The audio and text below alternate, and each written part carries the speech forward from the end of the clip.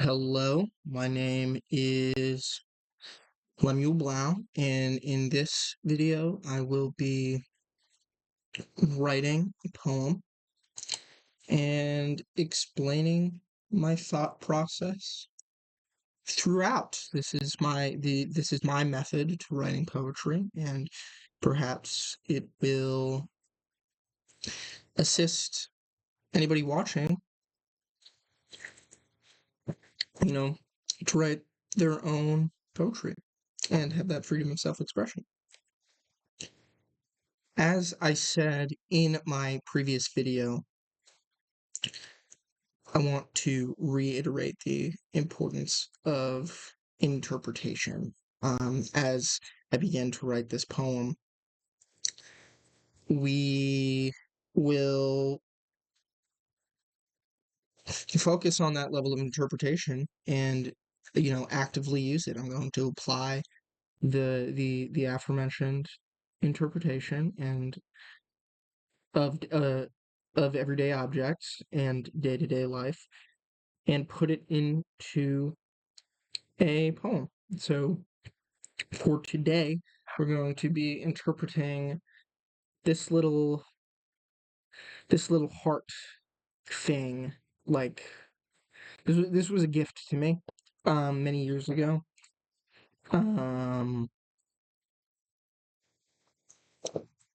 its meaning somewhat personal. It was a gift from my first love. So the fact I have it, I feel bad throwing that sort of shit out. Um, and I haven't really looked at it in, 3 or 4 years, until, right before I started this video. And we're going to be interpreting some of its deeper meanings, and not only the meanings of the object itself, but the stories behind it, the metaphor it might include. So, to begin this poem, I usually like to start with something phonetically interesting, something that just sounds cool. It, you don't, this phrase doesn't need to rhyme. Typically, it's one or two lines, doesn't need to rhyme, but it needs to have a um, good cadence. It needs to flow well, and that's what's really important about this. And once I create that, I move forward afterwards. So for this, I think what might be interesting is, this is a little heart, and a it was a gift from my first love, and I'm still holding it. I'm still holding on to that to some degree. So what could be interesting maybe is, let's see, just something phonetically interesting. So maybe,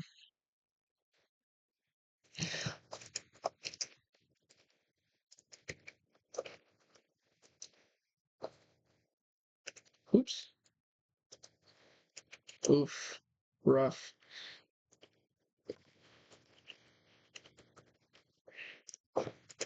So this flows well. It might have a different place in the poem. It could be in the beginning, it could be at the end. For this, I'm feeling that we could put this at the end of the poem. Um, so through we've created something phonetically interesting, but we've also created a metaphor and a motif that we can use throughout the poem. So we have this idea of the heart, but also the fact that what has occurred was in the past. So we can do some comparison. We can use these two things at the beginning, at the end, in the middle, throughout the poem. We can use these ideas and put them wherever we please.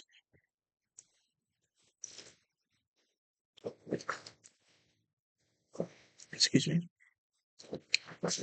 So now the next step for me is to, attach phrases step by step. So we have this, it's like starting a maze at the end and working backwards. You could start the maze at the beginning and the end and work towards the middle.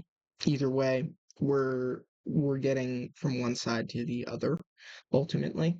And I feel like that personally is why a lot of my poetry might seem a little strange. Sometimes I take a thing and I put it at the beginning and the end, and it comes full circle. Sometimes I do breakaways at the end where the final lines are completely a different rhythm. But this is what I'm talking about with creating poetry that's phonetically interesting. You can create a poem that is as intricate as you'd like, but it just doesn't feel good to read. Right, you can have all that metaphor and whatnot, but it just doesn't sound good. So what I'm doing is I'm making it sound good, and the way you can do that is by establishing a rhythm or a cadence. You can rhyme them. You can make these rhyme. You don't have to. You don't have to make them rhyme. That definitely helps some people with poetry. I personally am not. I don't put that much rhyming in my poetry. Um, So let's connect some phrases. Let's create some phrases and connect them. So I have this phrase, I'm still holding on to your heart, same as yesterday. And I really like this yesterday thing, so I can connect it to the past. So I can do perhaps I can do we can do like yesterday, today, yesterday, and today. Just keep that rhythm going. And then it'll end with yesterday. So thoughts of yesterday, and we can look at the metaphor of this. Thoughts of yesterday begin and end the poem. So that could potentially highlight the attachment to the past.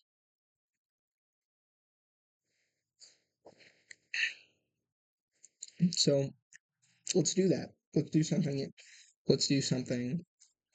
like that. So now I have kind of a basic framework for the poem that I can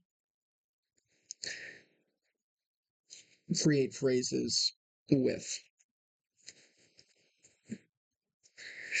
What I want to focus on is sort of like a strange attachment to the past, but also understanding what I might have done wrong in, you know, this relationship that I'm creating a poem about. Um,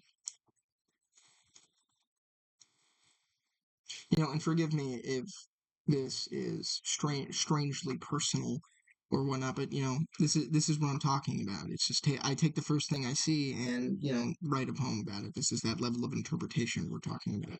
You want to be able to look at anything immediately and be like, that's the meaning. And this just happened to be the first thing my eyes stumbled across. So that's what we'll be writing about. So we could write about that strange attachment to the past. So I'm still holding on to your heart, same as yesterday. I mean, we could move that throughout the poem. We could move that desperate grasp to the past. So yesterday I grasped towards empty space, and this isn't finalized at all, but we can change anything we want about this. I could come up with a phrase that's completely different, but roughly has the same meaning, and that I think might sound better. This poem, I don't think I'm gonna make rhyme. Instead picked a cadence that I'll move throughout.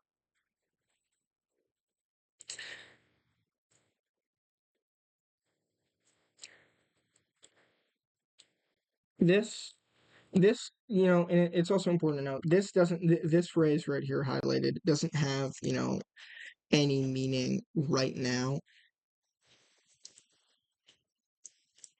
but meaning may come later. You might understand yourself at a different time, so it's important to just kind of write what you feel. The words could just mean anything, but you don't know it yet. So just write what feels raw, write what's powerful just in any given moment. You might have more artistically rather than just like stating facts and whatnot. Really pull on the heartstrings of the reader and get them feeling how you feel about whatever you're writing about. So give yourself room to embarrass yourself a little bit.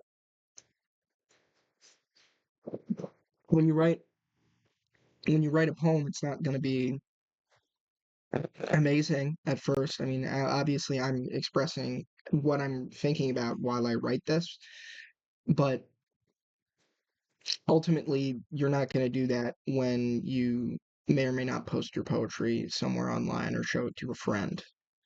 You want them to sit with it for a little bit. Much like my father, he likes to sit with the poetry that I show him. And forgive me if there are like any spelling errors or anything. And all I'm doing right now is coming up with something that I find phonetically interesting, and obviously there's meaning behind this, and I'll explain it afterwards. But take your time, be slow, write anything raw. If it's raw, it's probably good. It's not a guarantee, and you'll like I'm going to tweak this afterwards, but you want to write something really just purely emotional at first, and then you can like separate yourself afterwards if you wish. See, I've created you know this metaphor and motif that I started with at the end, but I've actually just made a mistake. So let's highlight that. I could not have dropped the pieces and then be holding them today. So we can scrap that. You're gonna make some mistakes. I might like the way that sounds, and maybe I can pivot afterwards. So I'll write a little footnote like maybe I'll decide that I like this more, and the phrase I created at the beginning can go. I mean, it's just like the phonetically interesting phrase is just kind of a stepping stone, like a jumping off point for you to create some truly emotional raw poetry.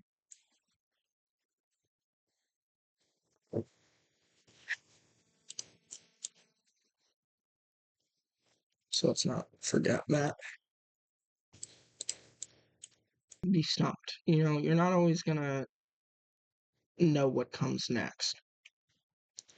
So let's look back at what we already have, and perhaps I can create something according to that. So we're reinterpreting, we're reiterating what has already been created. So let's take a look at what we have. Yesterday I grasped towards empty space. Today I sat alone again. Right now I feel like what this means, how this pertains to me. Oh, how this pertains to me. I was reaching for something that I didn't fully understand. Something that while I valued, I knew that it was impermanent. It was a temporary thing, regardless of how much I tried. I failed, but I continued grasping instead of learning from my mistakes and moving forward accordingly. So Yesterday, I grasped towards empty space. Today, I sat alone again. I mean, I feel like this just highlights that, things obviously aren't the same as they were before. Having that relationship be over.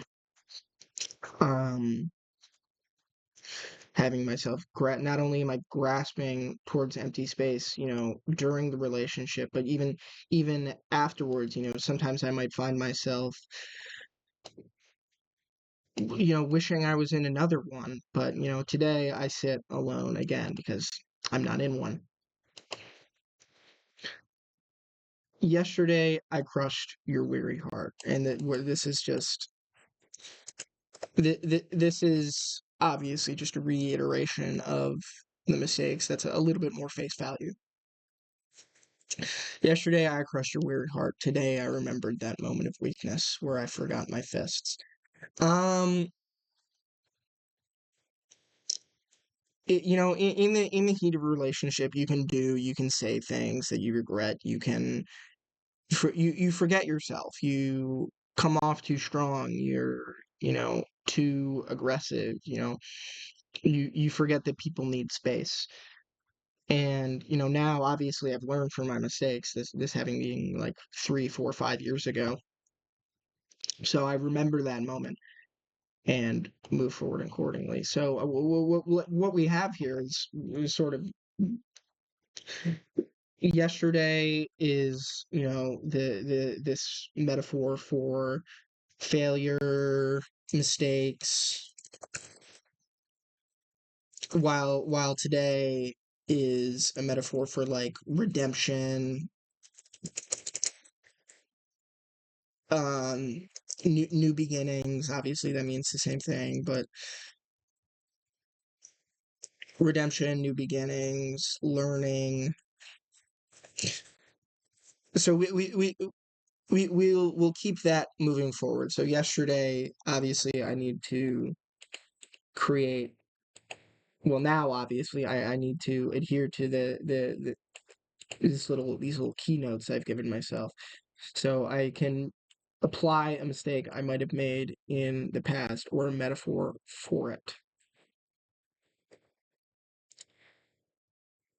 And I'm considering not even adding that, but because I like this. It's a short, quick poem that ends with something punchy, something that lasts. But I do want to keep the rhythm of yesterday, today, yesterday, today, yesterday, today. So let's add that.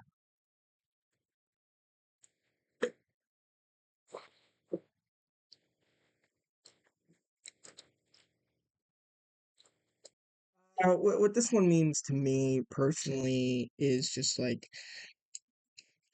we can connect. Letting go of someone else, feels like you may fear losing yourself. And the reason for that why or the reason for that is because I feel like in the relationship this poem was about, I struggled with codependency. Um, so I felt like if I, lost this person, I would lose myself because, for the longest time, it was like all I knew. It was like peak developmental era of my life. And I was basically fucking like attached at at the hip with this person. So oh, I don't mind this. Let's undo. So this is good. This is good. And today I'm still holding on to your heart, same as yesterday. You know, Obviously we've moved from the metaphor to the real life attachment of the little trinket. Obviously I've learned, I'm still holding on to the heart, so to speak, because not because I wish that things had been different or anything, but because if I were to let go entirely of the heart, I wouldn't have learned anything. If I were to just forget and move on, nothing would have changed. about myself. So if I had let go, things would be completely different. I'd be a different person than I am today. So today I'm still holding on to your heart, same as yesterday. So this is some pretty good stuff. You know, when I wrote a couple of these lines, I didn't really have that much meaning, but you can interpret them and realize what those raw words that you were writing really mean, and how they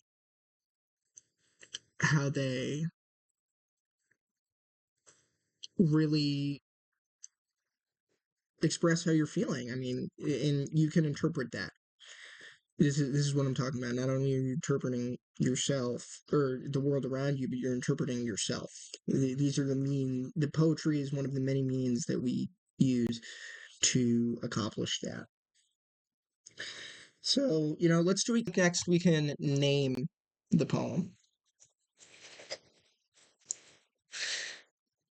You don't want to be, I'm not going to name the poem Heart Trinket because then I kind of lose the impact that I had before.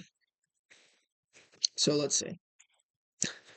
I could call this, let's take some elements of the poem and put them, I typically I don't name my poems, but sometimes I do. And I thought that, I could just make the title of this video the name of the poem and then describe in the description, right? Obviously. Um so let's see. Let's take some key points. The key metaphors that I used today were yesterday and today, as well as the heart. Yesterday and today are more of rhythm markers. They're where am I putting the beat basically. While the heart is the the real the real poem. This is where what it's about. This is just a method of me deciding who I was and who I am today and putting that into poetry. So, I mean, I could name it something like today I held your heart, right? Oh my God. Let's create a couple of names and then I'll pick my favorite one. Grammatical thing.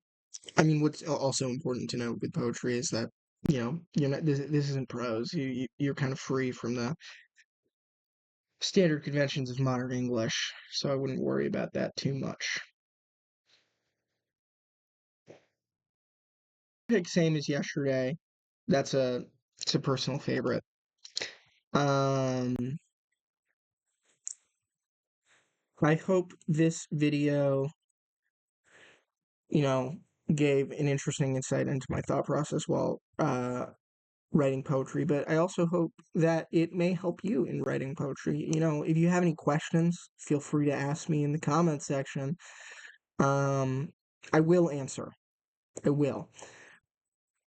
If something confuses you, that's all right. More videos to come, more in-depth explanations. Thank you.